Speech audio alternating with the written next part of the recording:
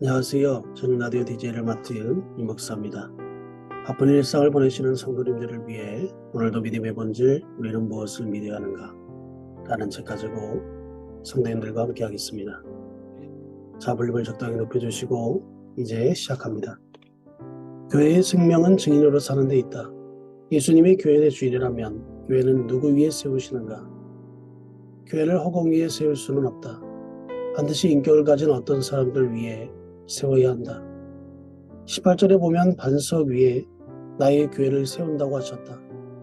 그러므로 반석은 사람 또는 사람이어야 한다. 그렇다면 그 사람들은 누구인가?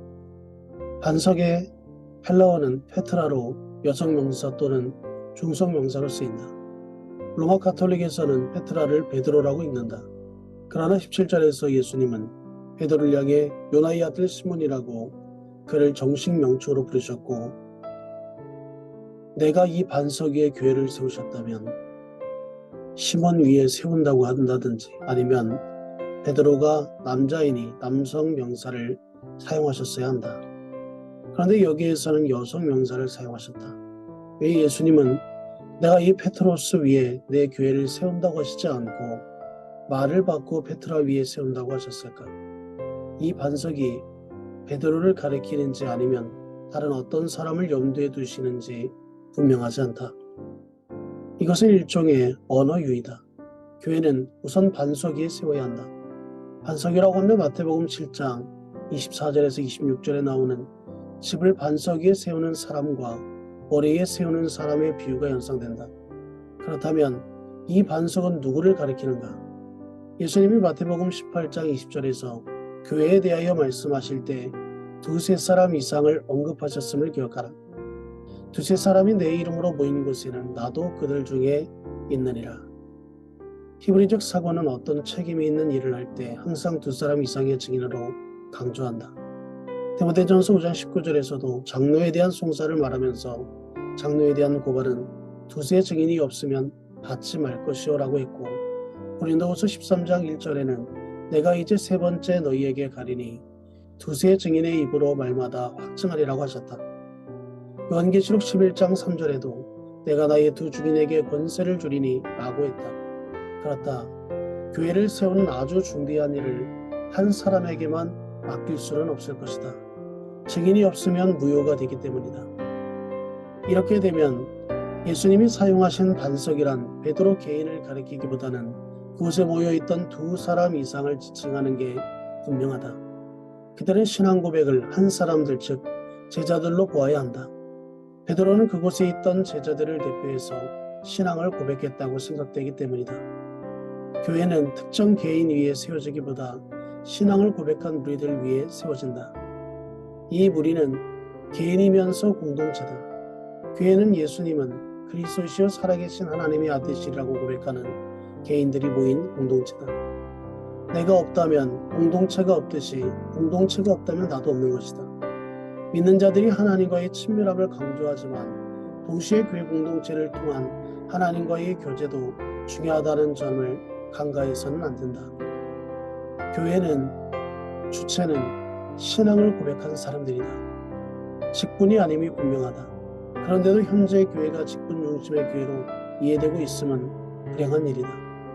교회는 어떤 직책 위에 세워지는 게 아니다. 직책이란 교회를 섬기도록 세운 수단에 불과한 것이다. 그럼에도 오늘날 직책이 신앙보다 높아지고 직책 위주의 교회로 운영되고 있는 것은 변질된 교회의 모습이 아닐 수 없다. 교회는 주는 그리스도시요 하나님의 아들이라는 고백하는 사람들 위에 세워진다. 그들이 교회의 주인이다. 그렇다면 교회에 주어진 특권이 무엇인가? 마태복음 16장 19절에 보면 천국의 열쇠를 주셨다고 한다. 로마 가톨릭에서는 이것을 베드로가 받았고 교황이 이어간다고 주장한다.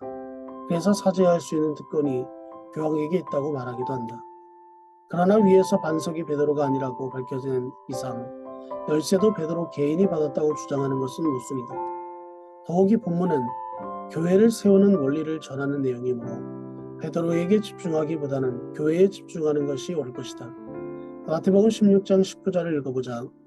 내가 천국 열쇠를 내게 주리니 내가 땅에서 무엇이든지 매면 하늘에서도 매일 것이요 내가 땅에서 무엇이든지 풀면 하늘에서도 풀리리라. 무엇을 메고 무엇을 푼다는 말인가? 천국의 문을 메고 푼다는 것일까? 그렇다면 사람이 용서하고 죽이는 고난이 베드로에게 있다는 말인가? 다시 생각해보자. 너희가 이 땅에서 무언가를 맨다면 하늘에서 메이고 푼다면 하늘에서 풀린다라고 할 수 있다.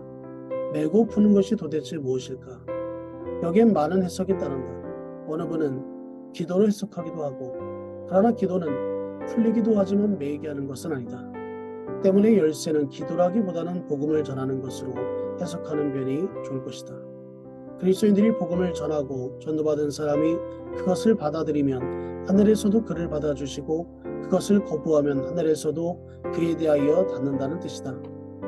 교회에 주신 천국 열쇠는 하나님 나라와 깊이 관계되어 있다는 사실을 이 말씀은 여실히 보여준다. 사도 바울은 이것을 로마서 1장 16절에서 17절에서 분명하게 밝혀놓았다. 내가 복음을 부끄러워하니 아니하노니 이 복음은 모든 믿는 자에게 구원을 주시는 하나님의 능력이 됨이라. 먼저는 유대인에게요 그리고 헬라인에게로다. 복음에는 하나님의 의가 나타나서 믿음으로 믿음에 이르게 하나니 기록된 바 오직 의는 믿음으로 말미암아 살리람과 같으니라. 고난과 박해 속에서 살아가야 하는 그리스도인들에게 쓴 편지인 요한계시록에서 가장 중요한 개념 중 하나는 바로 증인이다. 하나님이 원하시는 바는 세상 나라가 우리 주의 그의 그리스도의 나라가 되어 그가 세세토록 왕노릇하시는 것이다. 그런데 이런 나라는 우리 형제들이 어린 양의 피와 자기들이 증언하는 말씀으로써 그를 이김으로 이루어진다고 하셨다. 사실 사도행전에서 중요한 개념도 증인이다. 사도행전 1장 8절에는 오직 성령이 너희에게 임하시며 내 증인이 되리라고 전하므로 교회의 생명은 증언자로서 사는 데 있다고 분명하게 밝혀주고 있다. 어떻게 증인으로 살 것인가를 보여주는 데 있음이 분명한 것이다. 그렇다면 증인이란 어떤 사람들인가? 사도행전에 의하면 증인은 예수님을 깊이 아는 사람이다. 배워서 알아야 하고 또 예수님과 함께 살면서 경험해 본 사람이어야 한다. 그리고 예수 그리스도의 십자가의 고난과 부활을 다른 사람들에게 담대하게 전할 수 있는 사람이어야 한다. 증인의 모델은 예수 그리스도시다. 요한계시록 1장 5절에서는 이렇게 말한다. 또 충성된 증인으로 죽은 자 가운데서 먼저 나시고 땅의 임금들의 머리가 되신 예수 그리스도로 말미암아 은혜와 평강이 너에게 있기를 원하노라. 요한계시록에는 믿음이나 구원이라는 용어가 거의 나오지 않는다. 긴박한 삶 속에서 어떻게 그리스도인의 증인으로 살아가야 하는가를 다룬 책이 요한계시록이다. 따라서 여기서는 증인으로 산 자만이 최후의 승리를 거둔 사람이라는 점을 강조하고 있다. 또 내가 보니 예수를 증언함과 하나님의 말씀 때문에 목배임을 당한 자들의 영혼들과 또 짐승과 그의 우상에게 경배하지 아니하고 그들의 이마와 손에 그의 표를 받지 아니한 자들이 살아서 그리스도와 더불어 1000년 동안 왕노릇하니 천국 열쇠는 예수 그리스도의 증인으로 살아야 할 책임과 권한을 위한다. 그 특권이 교회에 주어졌다. 교회는 그리스도의 복음을 전하는 곳이다. 아니 이 땅에서 하나님 나라를 이루어가는 모체다. 교회가 아무리 잘못되어 간다고 해도 그럼에도 하나님이 보여주신 것은 교회밖에 없다. 또 그리스도의 복음을 전하는 것도 교회뿐이다.